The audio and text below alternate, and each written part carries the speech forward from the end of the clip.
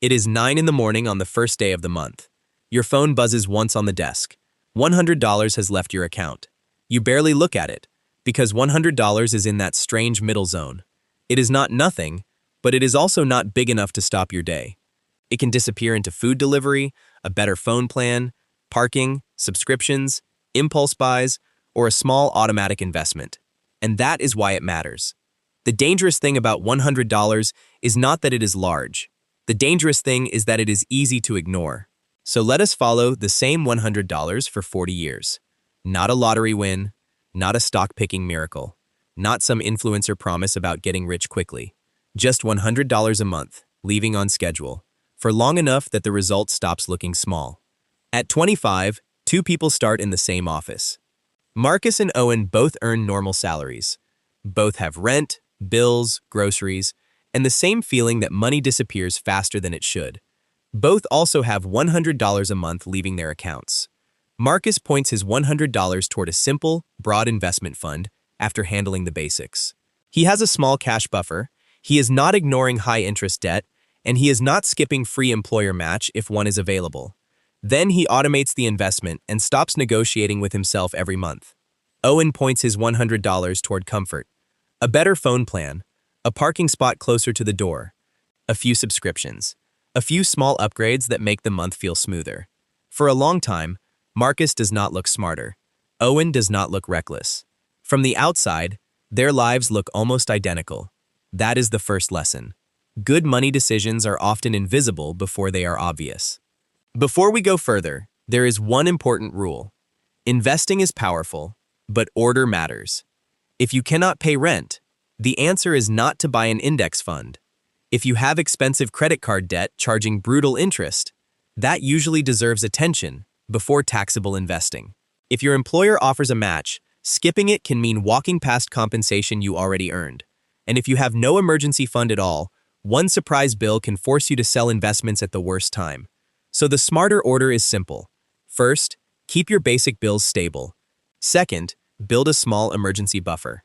Third, attack high-interest debt. Fourth, capture any employer match available to you.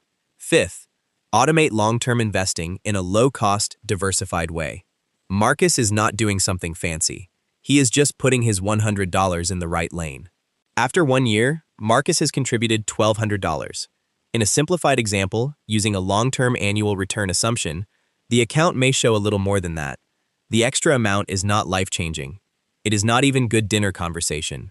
But the balance is not the real win yet. The real win is that 12 transfers happened, and Marcus survived all 12. The rent still cleared, food was still bought. Life did not collapse because $100 was routed somewhere useful before it could become noise. That proof matters more than the first year of growth. By age 30, 5 years have passed. Marcus has contributed about $6,000. The account might be around $7,000 or $8,000 in the same simplified example, depending on market behavior. Now the money starts to feel real, but still not dramatic. It is not enough to retire. It is not enough to brag about. It is just enough to create a quiet sense that something is forming in the background. Then the market drops. This is where many people learn whether they are investors or just people who like green charts. Headlines get loud. Friends say they are waiting until things calm down. Apps turn red. The account balance falls. Marcus does not enjoy this. No honest investor enjoys watching money go down. But the automatic transfer keeps happening. The same $100 buys shares when prices are lower. That does not guarantee a quick recovery. It does not remove risk. It simply means Marcus is not trying to guess the perfect day. His system keeps moving when his mood would have quit. By age 35, 10 years in, Marcus has contributed $12,000. In our simplified example, the account may be around $20,000. Something important starts happening around this stage. The account is no longer only being built by Marcus. It is being built by the money that is already inside it. Growth begins to create more growth. The original deposits become smaller compared with the engine they started. Owen, meanwhile, is doing fine. This matters. He is not a cartoon villain. He enjoyed the better parking. He liked the newer phone. He watched the shows. His $100 bought real comfort. The problem is not that comfort is evil. The problem is that comfort rarely leaves evidence. Marcus has an account balance. Owen has memories, convenience, and a few things he could not list now if he tried. By age 45, 20 years have passed. Marcus has contributed $24,000. In the simplified model, the account may be in the $70,000 range. At this point, the account is no longer a tiny side habit. It is a real financial wall behind his life. If a bad year arrives, it does not solve every problem, but it changes the feeling of the problem. There is space. There is margin. There is proof that his past self was not useless. By age 55, 30 years in, Marcus has contributed $36,000. The account can now be several times larger than what he personally put in. The monthly $100 still matters because it protects the habit, but the account's own size is doing most of the heavy lifting. That is the part people misunderstand about compounding. At the beginning, compounding looks weak. Later, it looks unfair. But it was the same process the whole time. The only thing that changed was the amount of time it had to work. At 65, 40 years have passed. Marcus has contributed $100 a month for 480 months. That is $48,000 out of pocket. Using a simplified 10% annualized example, compounded monthly, the final balance lands around $630,000.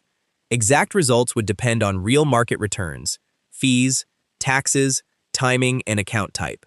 But the shape of the lesson is clear. Most of that ending balance was not money Marcus earned from extra shifts. It was not money he negotiated from a raise. It was growth created by time, ownership, and consistency. Owen also used $48,000 over those same 40 years. Same amount, same schedule, same monthly invisibility. But his money aged differently. Some of it became convenience, some became entertainment, some became things he genuinely enjoyed. But very little of it kept working after the month ended. That is the whole difference. The question is not, should you never enjoy money? That is a bad lesson, and nobody lives that way for 40 years. The better question is, which small spending habits are buying a life you actually value, and which ones are just leaking out because you never assigned them a better job? If you want to use this idea practically, do not make it complicated. Look at the last 30 days. Find $100 that did not improve your life much. Not rent, not food, not something important. Find the money that vanished without leaving much value behind. Then follow the order. Stabilize your bills. Build a small emergency buffer. Deal with high-interest debt. Capture available employer match. Then automate a long-term investment into a diversified, low-cost option that fits your country, tax rules, and risk tolerance. The goal is not to feel inspired for 1 week. The goal is to make the right action happen when you are busy, tired, distracted, or not in the mood. Because somewhere right now, it is the first of the month. A phone is buzzing once. $100 is leaving someone's account, and they are not looking. That money is going to become something a receipt, a convenience, a forgotten subscription, or a small piece of a future that looks impossible from here. The amount is not dramatic. That is exactly why it works. If you want to keep watching the quiet math most people never see, subscribe before you go. This channel is not about motivation. It is about what ordinary money can do when it is put in the right structure for enough time.